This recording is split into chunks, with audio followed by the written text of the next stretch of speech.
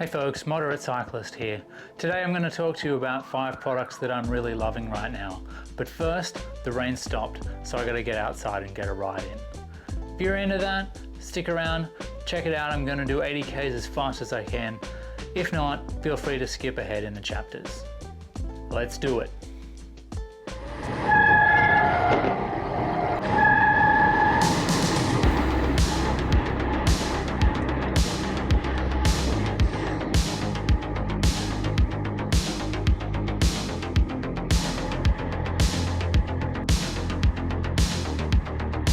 It's Mother's Day, and my beautiful wife has been gracious enough to let me capitalize on the little bit of a gap in the rain.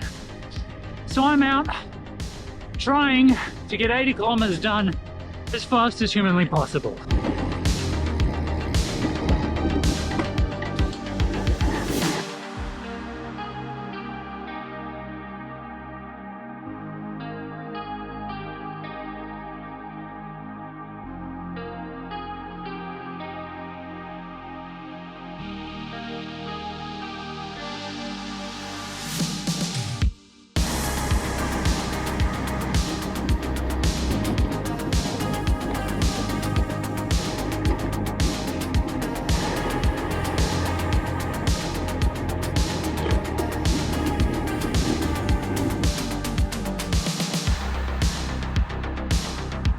Hour and a half, 45 Ks. Let's keep pushing.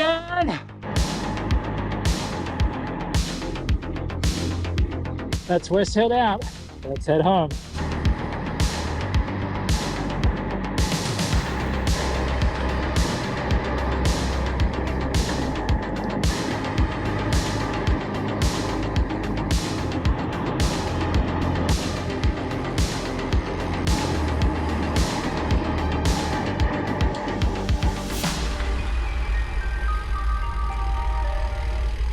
Okay, there's 80 done with a little bit over 2.5 hours.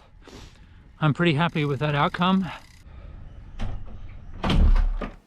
Before I kick into this list, let me just say, there is no endorsements here, there are no sponsorships from any of these products. These are all just things that I have chosen to purchase myself, and I'm telling you about them because I really enjoy them and I think that they were great purchases.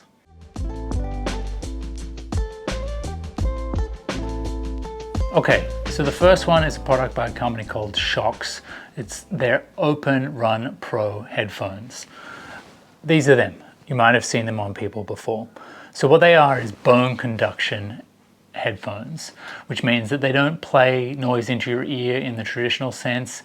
They play a sound into kind of your jawbone, which resonates into your ears, and that's how you hear the music. It's kind of weird, but it just works. Anyway, I used to just use AirPod Pros when I was riding, and generally this wasn't a problem. It fills your ear in, so you can't necessarily hear everything that's going on there. When you're riding with a lot of wind, then noise cancellation on those earphones are pushing wind into your ears. So it's not a great experience in that sense. But the ultimate negative that I had was the day when I was doing the 10X of Acuna. I had one of them fall out. It shouldn't have been a problem other than the fact that a car ran it over. It was quite an expensive mistake. So these guys go onto your ears, sit on the back like this, right, out of the way. They won't fall off. The audio is not too bad. Ears are open, which is the really cool thing about them, which means that I've got a far better sense of hearing things that are happening around me. And I don't have that noise cancellation problem that I had with the Apple AirPods. The audio is not bad considering. It's not the best sound you've ever heard. The volume is not super loud, but you can definitely hear your music playing. You can definitely hear podcasts playing. It's totally satisfactory, and you don't need super high fidelity when you're out riding. The product quality is really high. It has all of the features that you would expect on normal earphones. You have a little button here where you can skip the track or engage Siri. You've got your volume controls here on the other side.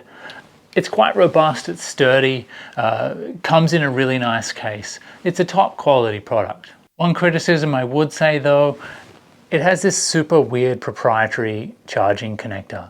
So If you lose that cable, I don't know what you're going to do. I don't have any other cables that are going to be able to charge them. So keep an eye on that. Really happy with this purchase, would recommend it to you.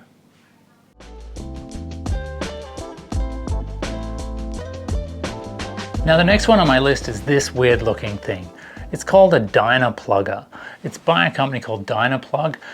It's a tubeless tire repair kit, but it's all in this one handy kind of object. So it's pretty simple. You pull the cap off, inside you've got like this spear sort of thing. When you find that you have a puncture in your wheel, you just kind of push it through.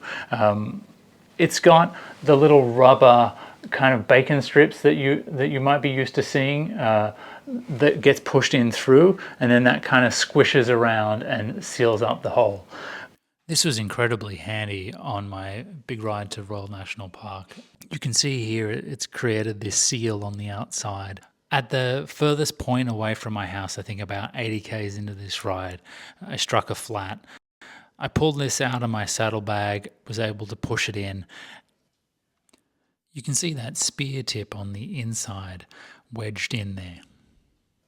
And it sealed up, and it held. It held for another 100 kilometers on what was a 180k day. It's clean, it's easy, it's reliable. If you're riding tubeless, grab one of these and put it in your saddlebag.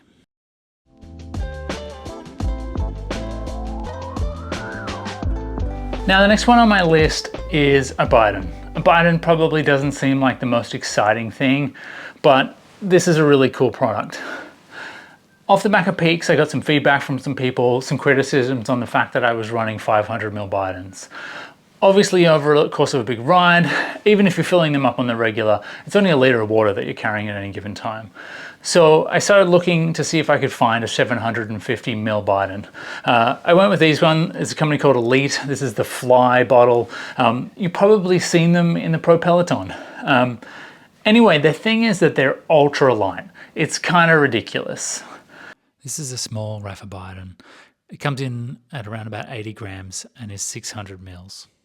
For comparison, this is a Precision Hydration 1 litre bottle and it comes in at 105 grams. This is the Elite Fly. It is 750 mils and comes in under 60 grams. I'm not a weight weenie, but if you're going to have Bidons, you might as well have light ones.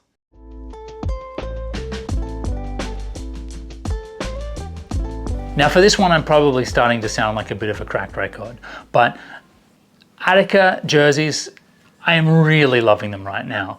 I've switched from being 100% Rapha kit. I was on the Rapha Pro line kit.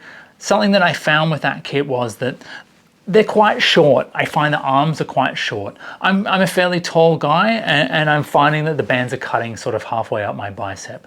I flipped over to the Attaquer range, and they're full length in the arms. I'm finding they're a little bit more generous around the waist and in the length. Something that I did find though is I was kind of a medium on a Rapha jersey, whereas I'm now a large on an Attaquer jersey. So that's something to keep in mind. The sizing is slightly different, but generally really happy. I've got an all-day jersey, which I find really robust. It's got great pockets in the back. It's got a zip pocket. Like I said, the arm length is really great, and the fabric that they use keeps moisture away, and it keeps you fairly comfortable for long periods. I have a long sleeve version of this, which is a summer jersey, so it's long sleeve, but it's light. It's great for sun protection. You probably saw me riding in the Peaks Challenge with that one.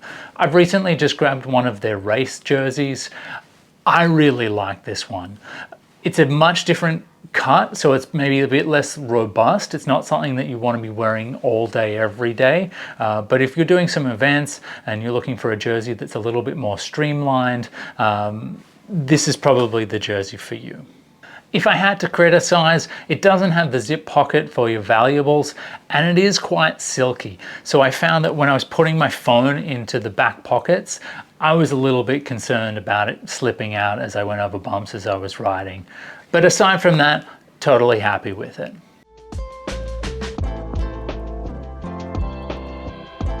Okay, last one. Precision Hydration sodium tabs. This is something that I started using during peaks. Obviously that was a very long day, cramping was going to be a factor, so I wanted to make sure I was taking on some extra sodium. this is something that kind of comes up all the time. We've just come through summer here in Australia. It's been quite hot. I find when I'm doing indoor training, that's probably when I'm sweating more than any other ride.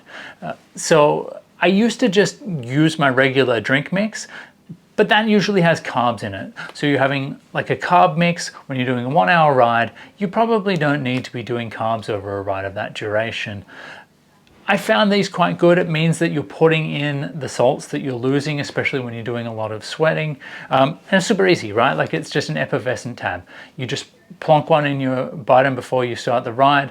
It's going to give you what you lose over that ride. You'll find that recovery is better. That's something that I've found. And you're not taking on all of those extra sugars that you probably don't need on the day-to-day basis. Okay, those are 5 products that I'm using with my riding at the moment, and I'm really enjoying. Have you used any of these products? What is your feeling with them? Have you used alternatives? Is there anything that you are really loving that you're using right now? I'd love to hear from you, so please leave a message in the comments.